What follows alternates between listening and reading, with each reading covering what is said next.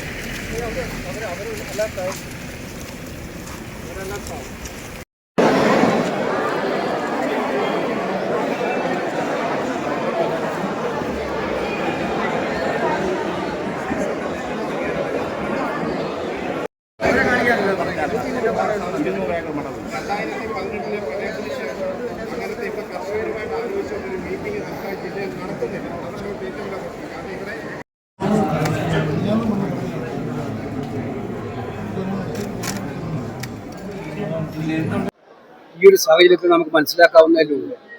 കാരണം ഇവിടെയൊക്കെ ജീവിക്കുന്നവരെ നമ്മൾ തൊഴുതണ്ടേ. ഈ എല്ലാ വീടുകളും ഇനി വെള്ളപ്പൊക്കമായാലും വെള്ളപ്പൊക്കത്തിൽ അല്ലെങ്കിലും വെള്ളത്തിനിടയിൽ കിടക്കേണ്ട സ്ഥിതിവിശേഷമാണ് ഇവിടെ ഉള്ളത്. ഇവിടുത്തെ കൃഷിക്കാരനെ നമ്മൾ നമിക്കണം. അവർ ഈ പ്രതികൂലമായ കാലാവസ്ഥയിൽ അവർ നടത്തുന്നത് സത്യത്തിൽ നാടിന് വേണ്ടിയിട്ടുള്ളൊരു വലിയ ജോലിയാണ്, അവർക്ക് വേണ്ടി മാത്രമല്ല. ഇവിടുന്നുള്ള കാർഷിക ഉൽപ്പന്നങ്ങളാണ് നെല്ലായാലും, അതുകൊണ്ടാണ് നമ്മളെല്ലാം ജീവിച്ചു പോകുന്നത്. അപ്പൊ അവർ നേരിടുന്ന പ്രതിസന്ധിയും പ്രയാസവും നമ്മൾ എല്ലാ പ്രാവശ്യവും ചർച്ച ചെയ്യുന്നതാണ്. അപ്പൊ കുട്ടനാട്ടിലെ കൃഷിക്കാരനെ നിലനിർത്തുന്നത് നാടിന്റെ പൊതുവായിട്ടുള്ള ആവശ്യമാണ്. ഇവിടുത്തെ സാധാരണക്കാരായ ആളുകൾ ജീവിക്കുന്ന കഷ്ടപ്പാടുകളും ബുദ്ധിമുട്ടുകളും നമുക്ക് മനസ്സിലാക്കാവുന്നേ. അതുകൊണ്ട് ഇപ്പോഴുണ്ടാകുന്ന പരാതികളൊന്നും നമുക്കത് ആ പരാതികൾ സ്വഭാവത്തിൽ കണ്ട് പരിഹരിക്കാനായിട്ടുള്ളതാണ്. എന്തായാലും ക്യാമ്പുകളിലൊക്കെ തന്നെ പൊതുവായിട്ട് എല്ലായിടത്തും കാര്യങ്ങളൊക്കെ ഭംഗിയായി നടക്കുന്നുള്ളതാണ് കിട്ടുന്ന വിവരങ്ങൾ. എവിടെയെങ്കിലും പരാതികളും പാകപ്പുകളും ഉണ്ടെങ്കിൽ അപ്പോഴെപ്പോഴും പരിഹരിക്കാൻ ജില്ലാ ഭരണകൂടം ആവശ്യമായിട്ടുള്ള ക്രമീകരണങ്ങൾ നടത്തിയിട്ടുണ്ട്.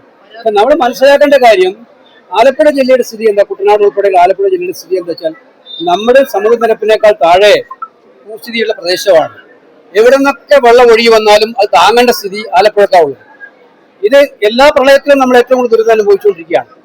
പിന്നെ അതിനു കൂടെയാണ് നമ്മുടെ ദേശീയപാത പോലെയുള്ള വികസന പ്രവർത്തനം, പ്ലാനിംഗ് ഇല്ലാതെയുള്ള കൺസ്ട്രക്ഷൻ നടപടികളും നടന്നുകൊണ്ടിരിക്കുന്നത്. ഇതിനൊക്കെ തന്നെ ഗവൺമെന്റ് ഇക്കാര്യത്തിൽ വളരെ ഗൗരവതരമായി നമ്മുടെ നാട്ടിലെ ഈ കുട്ടനാടിനെയും ആലപ്പുഴ ജില്ലയും കേരളത്തെ പൊതുവായി നിലനിർത്താൻ ആവശ്യമായിട്ടുള്ള വളരെ ഗൗരവതരമായ പഠനങ്ങളിലേക്ക് പോകേണ്ട സമയം അതിക്രമിച്ചിട്ടുള്ളതിൽ സംശയമില്ല. ജനങ്ങളെ നിലനിർത്തണം, അതോടൊപ്പം നാട് നിലനിർത്തണം. അതിനാവശ്യമായ നിർദ്ദേശമാണ്. എന്തായാലും കൃഷിക്കാരനും അതുപോലെ തന്നെ പാവപ്പെട്ടവർക്കും ഉണ്ടായിട്ടുള്ള നാശനഷ്ടത്തിൽ അവർക്ക് നഷ്ടപരിഹാരം നൽകുന്നതിനും അവരെ സഹായിക്കുന്നതിനും യുദ്ധകാലാടിസ്ഥാനത്തിൽ നടപടി ഉണ്ടാകുമെന്നാണ് ഞാൻ പ്രതീക്ഷിക്കുന്നത്. എനിക്ക് വളരെ നന്ദിയുണ്ട്. കൃഷി വകുപ്പ് മന്ത്രിയും ജില്ലയുടെ ചുമതല മന്ത്രിയും അതുപോലെ ഇവിടെ നിന്നുള്ള ആഭ്യന്തര മന്ത്രിയും ഒക്കെ അക്കാര്യത്തിൽ വളരെയേറെ ശ്രദ്ധയോടുകൂടി നടത്തുകൊണ്ടുള്ള കാര്യത്തിൽ സന്തോഷമുണ്ട്. നമ്മുടെ മാവേലിക്കര MP ഇന്നലെ ഇവിടെ എല്ലാം വന്നു പോയിരുന്നു എന്ന് പറഞ്ഞു. അദ്ദേഹത്തിന് പരിഹാരം കണ്ടേ പറ്റും. എല്ലാ കാലത്തും കുട്ടനാടിങ്ങനെ വെള്ളത്തിനടിയിലായിട്ട് നമുക്ക് നിലനിർത്താൻ പറ്റില്ല.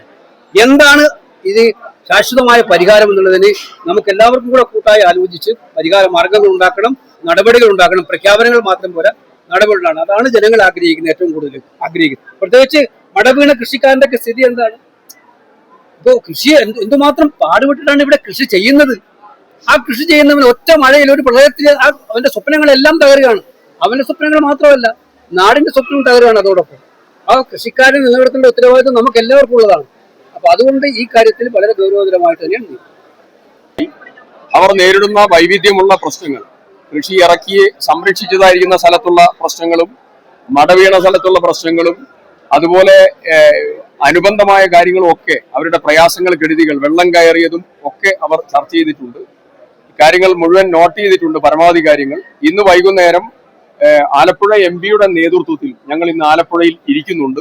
ജില്ലാ കളക്ടർ ഉൾപ്പെടെ പ്രിൻസിപ്പൽ അഗ്രികൾച്ചർ ഓഫീസർ ഉൾപ്പെടെ എല്ലാ ഉദ്യോഗസ്ഥന്മാരുടെ സാന്നിധ്യത്തിലാണ് ഇന്ന് ഇവിടെ സന്ദർശനം നടത്തിക്കൊണ്ടിരിക്കുന്നത്. വൈകുന്നേരത്തെ മീറ്റിംഗിൽ പ്രശ്നങ്ങളും പ്രശ്നങ്ങൾക്ക് സ്വീകരിക്കേണ്ട സമീപനങ്ങളും വൈകുന്നേരം ആലോചിക്കും. വരുന്ന ചൊവ്വാഴ്ച, നാളെ കഴിഞ്ഞ് മറ്റന്നാൾ തിങ്കളാഴ്ച ഞങ്ങൾ തിരുവനന്തപുരത്ത് സഹകരണ മന്ത്രിയും ഞാനും ഉദ്യോഗസ്ഥന്മാരുടെ എല്ലാവരുടെയും മീറ്റിംഗ് വിളിച്ചിട്ടുണ്ട്. അതിൽ അഗ്രികൾച്ചർ, സഹകരണം, ധനകാര്യ ഉദ്യോഗസ്ഥന്മാരുടെയും അവിടെ SLBCയുടെയും ടോട്ടൽ മീറ്റിംഗ് ആണ്.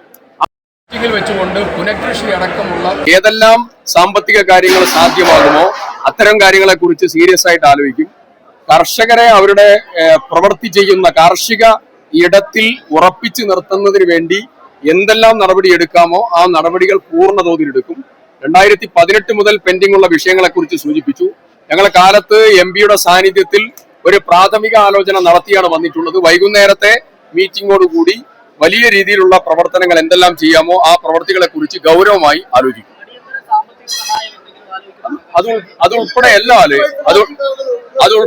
ആലോചിക്കും. പെൻഡിംഗ് ഉള്ളതായിരിക്കുന്ന പ്രശ്നങ്ങളുണ്ട്, പെൻഡിംഗ് ഉള്ള നിരവധിയായ കാര്യങ്ങളുണ്ട്, നിലവിൽ ചെയ്യേണ്ട കാര്യങ്ങളുണ്ട്, പുനഃകൃഷിയുടെ കാര്യമുണ്ട്, നിലവിലെ നഷ്ടമുണ്ട്, വെള്ളം ഇവിടെ നിന്ന് മാറ്റേണ്ട പ്രശ്നങ്ങളുണ്ട്, തോട്ടപ്പള്ളി സ്പിൽവേയുമായി ബന്ധപ്പെട്ടതായിരിക്കുന്ന കാര്യം ഉൾപ്പെടെ, ബണ്ട് ഉറപ്പിക്കേണ്ട കാര്യം ഉൾപ്പെടെ, മടവീണതായിരിക്കുന്ന പ്രശ്നങ്ങൾ ഉൾപ്പെടെ വളരെ സീരിയസ് ആയിട്ടുള്ള സീരീസ് ഓഫ് കാര്യങ്ങൾ പറഞ്ഞിട്ടുണ്ട്. അതിൽ ഒരു കാര്യം ചൂണ്ടിക്കാണിക്കാനുള്ളത്, നേരത്തെ പാടശേഖര സമിതികളും കർഷകരുമായി ബന്ധപ്പെട്ടുകൊണ്ട് പ്രശ്നങ്ങൾ ചർച്ച ചെയ്ത് മഴയ്ക്ക് മുമ്പേ കാര്യങ്ങൾ ആലോചിക്കണം എന്നുള്ള ഒരു പ്രശ്നം പറഞ്ഞിരുന്നു. അത് നടന്നില്ല എന്നുള്ള സീരിയസ് ആയ കാര്യം പറഞ്ഞു. അത് ഉൾപ്പെടെ ഇന്ന് കാലത്ത് MP-യുടെ പ്രധാനപ്പെട്ട നിർദ്ദേശവും അതായിരുന്നു. ഞങ്ങൾ ആ കാര്യം ഉൾപ്പെടെ വൈകുന്നേരവും അടുത്ത മീറ്റിംഗിലും തീരുമാനമെടുക്കും. അതായത് 2018 പ്രളയത്തിന് ശേഷം പ്ലാനിംഗ് ബോർഡ് വെച്ച ഏറ്റവും സുപ്രധാനമായൊരു നിർദ്ദേശം ലീഡിംഗ് ചാനലിന്റെ ആഴം കൂട്ടുക, AC കനാലിന്റെ ആഴം കൂട്ടുക എന്നുള്ളതാണ്. 2018 മുതൽ സർക്കാരിന്റെ കണക്കിൽ ലീഡിംഗ് ചാനലിന്റെ ആഴക്കൂട്ടൽ നടക്കുന്നുണ്ട്. ഞാൻ ഇന്ന് അതിന്റെ റിപ്പോർട്ട് ഹാർബർ എഞ്ചിനീയറോട് ചോദിച്ചായിരുന്നു. 8 വർഷക്കാലമായി ഇവിടെ എന്ത് നടക്കുകയായിരുന്നു? 8 വർഷക്കാലമായിട്ട് ലീഡിംഗ് ചാനലിന്റെ ആഴം കൂട്ടൽ ആയിട്ടുള്ള ഗവൺമെന്റ് പദ്ധതി നിലവിലിരിക്കുകയാണ്.